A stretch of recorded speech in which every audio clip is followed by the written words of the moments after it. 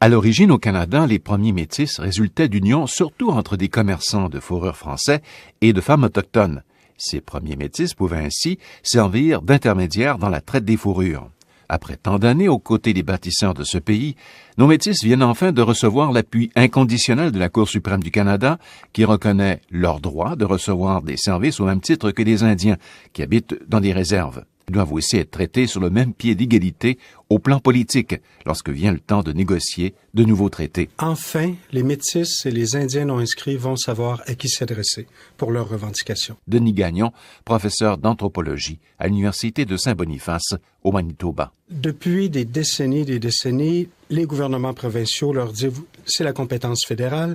Le fédéral leur dit « adressez-vous aux provinces ». Donc, on divise pour régner, non seulement à la base, mais également au sommet. Donc, ça va être beaucoup plus facile. Ils vont avoir un interlocuteur auprès du gouvernement. Il y avait déjà un interlocuteur auprès des Métis et des Indiens non inscrits qui a, voyant le jugement venir, qui a été insérés dans le ministère des Affaires autochtones et du Nord-Canada.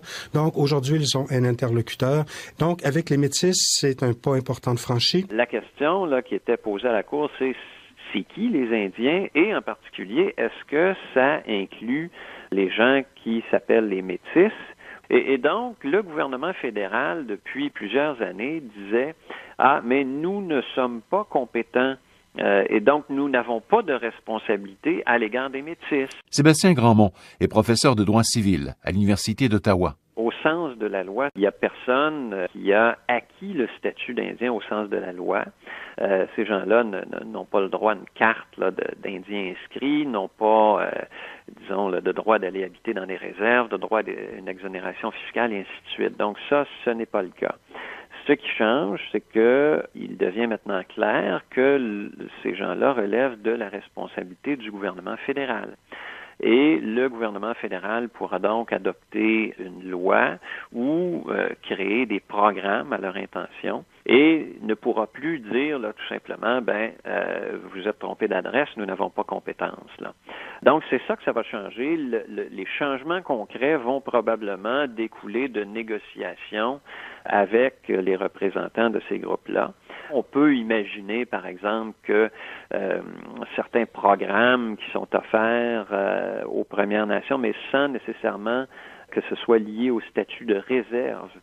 Et là, j'ai à l'esprit, par exemple, des subventions pour les frais de scolarité en matière d'éducation postsecondaire. Là. On pourrait imaginer donc que ce genre de programme-là pourrait être étendu aux Métis. On pourrait aussi imaginer qu'il y aurait une certaine forme de gouvernance qui pourrait être octroyée là, à ces groupes-là. Là. Par exemple, pour gérer des services d'éducation, des services de protection de la jeunesse, métis de protection de la jeunesse. S'il y a des motifs réels de célébrer, cet événement coïncide toutefois avec le 130e anniversaire de la pendaison de leur premier chef, Louis Riel. L'abattage en Saskatchewan, où les Métis et les Premières Nations se sont alliés afin de contester les actes du gouvernement à l'époque, en 1885.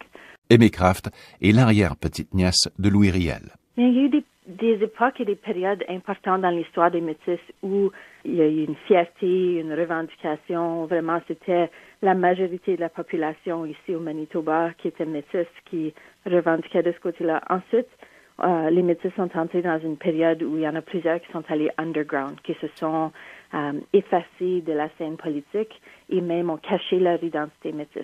Plusieurs ont essayé d'être Canadiens-Français ou essayé de cacher cette histoire autochtone dans leur famille. Puis ça, on l'a vécu pas seulement dans la communauté métisse, mais d'autres communautés autochtones. Et je pense que maintenant, on est dans une période où on est en train de, comme jeunes métis, essayer de faire redécouvrir cette identité, les normes, la culture métisse et afficher cette fierté. Ça veut aussi dire qu'il y a beaucoup de gens qui n'ont pas été élevés dans la culture métisse, qui vont s'identifier à cette identité-là, puis ça veut dire qu'ils ont beaucoup à apprendre. Maintenant que les Métis sont des Indiens au sens de la loi, plusieurs Canadiens font des recherches pour trouver, au sein de leur famille, des ancêtres métis. Et les demandes généalogiques en ce sens sont en forte hausse, notamment au Manitoba, la province qui compte le plus grand nombre de Métis au pays. Je suis François, donc je suis de Gravelbourg, en Saskatchewan, et comme plusieurs, si pas la plupart des Métis de l'Ouest, on nous en parlait jamais.